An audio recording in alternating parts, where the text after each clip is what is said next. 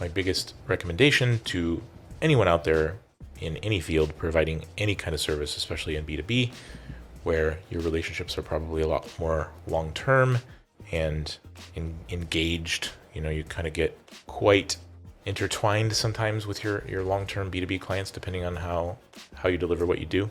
So I would really recommend asking yourself, what are your kind of personal values, and then what are your business values? And this is a really tricky question that most people haven't thought much about. Think of it like this: we all value many things. We value certainty, but we also value uncertainty. We sometimes value things that aren't they can conflict a bit. So for example, let me give a better example.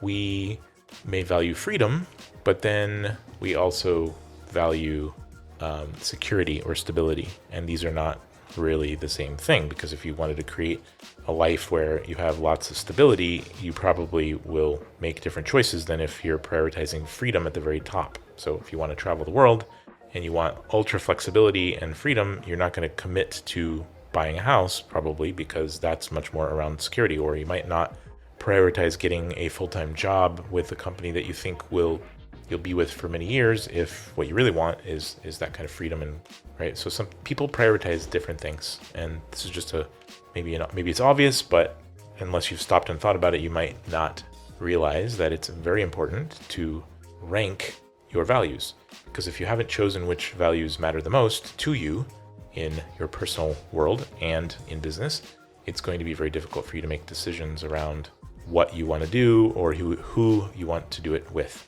Once you have clarity on those things, let's say the top 3 or 4 reasons why you're in business in the first place, or what you want business to do for you or for the world, once you get more clear on those values, it makes it really pretty easy to identify.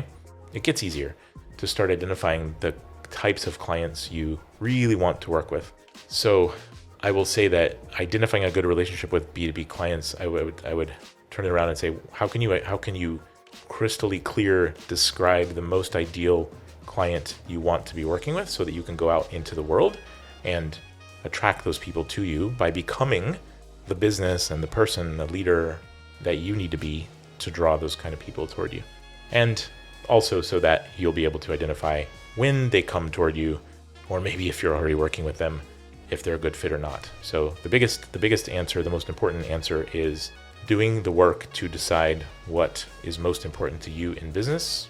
And it could be that the things you value the most are around kind of doing. So I want to work with people who are doing these things, or could be more the kind of the being. It's like, I want to work with people who are these kind of people, where they are compassionate, or they really care about people, and they put people first in their organization and everything they do. They're kind of human centric. So deciding on these things is critical. And then once you've got that clarity, then you'll be able to start writing a clear description of the people that you want to serve. On the question of what are good signs? What are signs that you have a good relationship with your B2B clients? Well, you're going to know in your gut if it's good or not, unless you're just not paying attention to your clients. But if you're having really open, authentic conversations with your clients, and you know that they're really happy, like genuinely happy, they're expressing appreciation to you, and you just love working with them, it's a pretty obvious feeling. And what are the signs you don't have a good relationship with them? It's stressful, and you're not going to be liking it. Like, it's pretty obvious. You're going to feel it. It's possible to think that you have good relationships with your clients, and you're wrong. And that's just because you're being lazy and you're not finding out. So if you don't have a good schedule of business review calls, where you're actually just, the call has no purpose other than to evaluate the relationship. And I think quarterly can be not often enough. We do them every 6 to 8 weeks, I think, something like that. So we don't wait an entire quarter. But if you don't have regularly scheduled business, quarterly business or other cadence business reviews with your B2B clients to just evaluate the quality of the relationship, ask them, have a couple of questions you ask every time that just kind of open up the conversation, you will probably end up in a bad relationship with them, even if they are the ideal client. So you can have an ideal client where it's like, yep, we have values alignment. These people care about the same things I care about.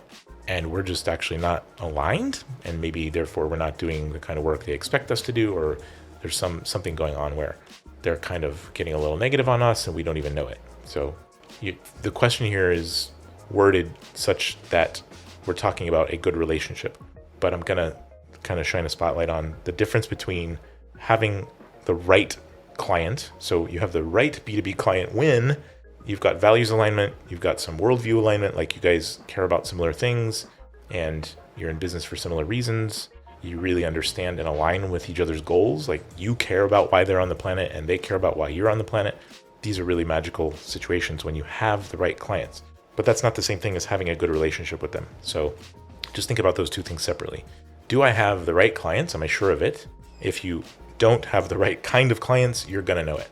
And do I have a good or bad relationship with them? Well, that's presuming you have the right clients, then the quality of the relationship is going to be based on the quality of the conversations. And yeah, just make sure you are improving your system of making sure that your clients love you and you love them and you guys know what's going on with each other. And if you do a gut check right now and you're not really sure, then immediately go work on that system. I actually believe that this starts with you as a founder or a leader or solopreneur or whatever, thinking again yourself, like what do you care about the most? What are your personal values? And then this will kind of end up informing the values of the business that you start. And if you're skipping over the process of asking yourself what you actually value and kind of having your own values hierarchy and constantly like thinking about your worldview and your values in life as a person, and then how does that inform the way you've structured your business to stand for something in the world? So what have I done personally is I've, over a long period of time, and it's a process, right? You're not going to do this overnight, but start now if you haven't started yet. And if you have started, keep going, because it's a never-ending process. But just keep getting clearer and clearer on why you exist and what you care about the most and who you care about the most, and always be articulating that in better and better ways, and you will just resonate with the universe, and really people will hear who you are, they'll see who you are, and you'll start to build relationships, and those people will also kind of say, hey, I've got a friend who really needs to know you because you guys clearly click in the way that you see the world and the things you care about and why you're doing what you're doing. And of course also what you do. You have the competency to help this person with what they need. So your offerings, your brand and your offerings, like the offerings are really important, but they sit underneath your purpose. And having a clearly articulated purpose of why you exist on the planet as a business is the way to attract the right people. So one thing we've done is to spend a lot of time, and we're constantly polishing this, getting clear on who we want to serve, why do we exist, and then learning better ways of articulating that, putting the work into learning how to structure and articulate your purpose, and then how you're going to activate it, and then the values that your organization or your small company, it depends on what the company is, but making that more and more and more understandable to people and speaking it all the time will just really be the way that people know who you are, what you stand for, and that they want to work with you. So the competency in what you do will, of course, be incredibly important, but let's presume that you are good at what you do and you're going to be getting better all the time. That's a lot less of the messaging than who you are and why you exist. Okay, on question 3 about building a strong and profitable B2B network, deliver value, deliver value, deliver value. Get into communities, find the people. So presuming you've heard what I said to question 1 and 2, which is get really clear on who you want to serve and why. Who are you? Who is your company? What do you stand for in the world? What do you care about the most?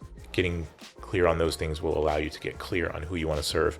But you might not, this may evolve over time. In fact, I would say it probably will evolve over time as you learn more about the kinds of people that exist in the world, because the more you interact with different kinds of clients, the more you think, oh, well, you're going to learn. You're going to learn what you're more excited by, what you're less excited by. And so let's say you decided that because of your values hierarchy, the things you care about the most, and kind of your worldview and the things that you want to support on the planet, the people you've already decided you want to serve are relationship coaches or climate tech startups, okay? Either of these. anything, whatever it happens to be.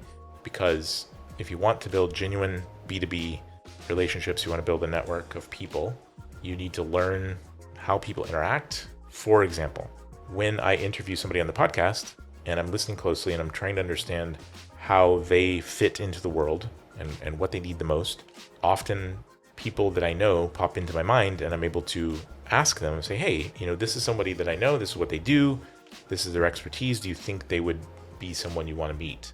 And they say, yeah, I think that makes a lot of sense. I tell them why I thought of it, right? Because you said this, I think you should know these people. What do you think?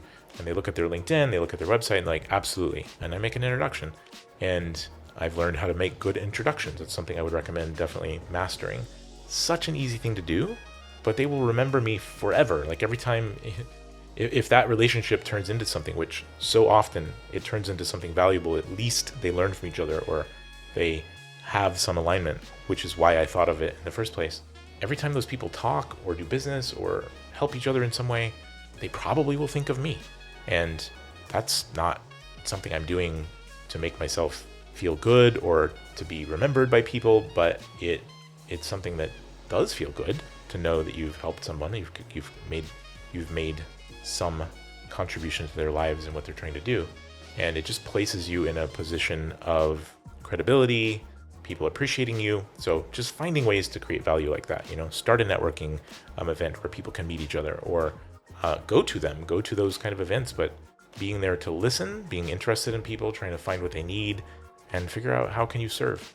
Thinking long-term is not easy. Sometimes we're focused on how do we pay the bills? How do I grow? How do I make more money? How do I, between here and there, I have this goal. I want freedom.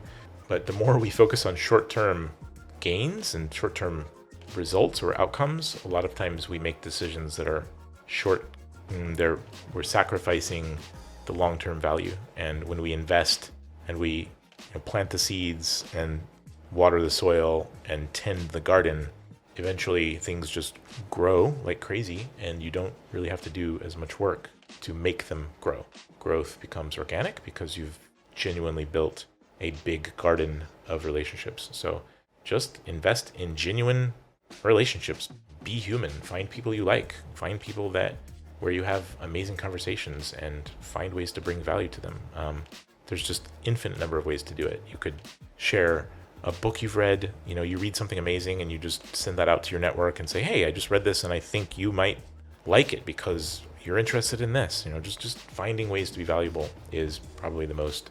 And I know that's so simple, but if you build it as a habit and as a mindset and you're constantly thinking that way, people will eventually notice and they will see how freaking genuinely authentic you are and of service you are. Like, just be of service. Be of service, be of service.